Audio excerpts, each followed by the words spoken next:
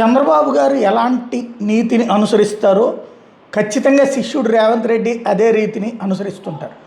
ఇప్పుడు కేసినేని నాని పార్టీ మారతాడన్నప్పుడు ఒక టీమును పంపిస్తారు, కానీ ఆయన ఏం కోరారో అది మాత్రం చెయ్యరు, నువ్వు పార్టీలో ఉండు అన్నట్టు. అంటే ప్రజలకు అయ్యో చూడు ఆయన ఎంత బుజ్జగిస్తున్నారో అన్నటువంటి ఫీలింగ్. నాని అడిగింది చేశారా అంటే లేదు. ఇప్పుడు చిన్ని అడిగింది చేస్తున్నారు. మరి ఎక్కడ తేడా ఉందంటే అంతే. అట్లా ఇప్పుడు జీవన్ రెడ్డి దగ్గరికి ఓ ఇద్దరు మంత్రులు పంపించారు, శ్రీధర్ బాబు, లక్ష్మణ్. అందుకే ఏమని అడుగుతున్నాడు జీవన్ రెడ్డి? నా నియోజకవర్గంలో నేను ఓడాను, అంతకుముందు గెలిచాను. కాంగ్రెస్ ఓడిన నాడు తను గెలిచాడు.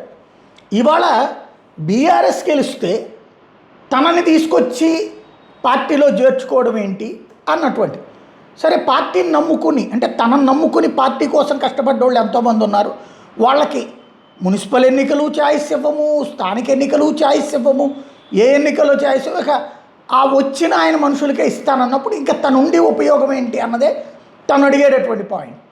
ఇదిగో ఇలాగ రేవంత్ గారు చెప్పారయ్యా, రేపు వచ్చేటటువంటి మున్సిపల్ ఎన్నికల్లో నువ్వు 60% 70% నీదే, లేదా నువ్వే డిసైడింగ్ ఫ్యాక్టర్ని ఏమన్నా చెప్పాలి కదా. అదేం లేకుండా నీకేమన్నా ప్రాబ్లం ఉంటే అధిష్టానంతో చెప్తాము అని చెప్పి అడిగితే ఏంటి ఉపయోగం? అంటే అయ్యయ్యో పాపం ఆయన చాలా బాధ్యతగా చేశాడు రేవంత్ రెడ్డి అని చెప్పడానికి ఇంతకు మించి ఏమన్నా ఉంటుందా? ఇది జరిగినటువంటిది. హైడ్రామా మధ్యన జీవన్ రెడ్డి అయితే పార్టీలో ఉండటానికి ఇష్టం లేదని తేల్చి చెప్పారు. త్వరలో నిర్ణయం తీసుకోబోతున్నారు. అది బీఆర్ఎస్ వైపా కాంగ్రెస్ వైపా అన్నది.